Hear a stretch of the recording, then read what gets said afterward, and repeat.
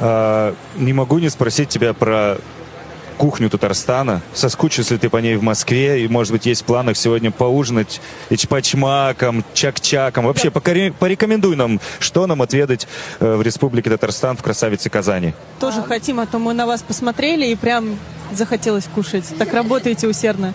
Я, наверное, порекомендовала бы попробовать чак-чак, ичпачмаки и толкыш-келеве. Это тоже национальный татарский десерт.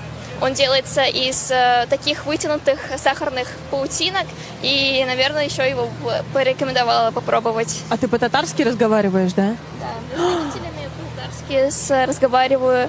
И, когда с родными там, смешано, но в основном по-татарски.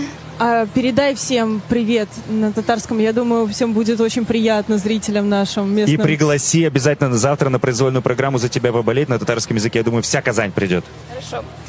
Борыгызга да зур сәлем. Сезне иртәгә көтеп калабыз Боз сараенда. Спасибо большое тебе, Дина. Ты была сегодня шикарно. Надеюсь, и в произвольной программе у тебя тоже все получится. Мы отпускаем тебя давать автографы твоим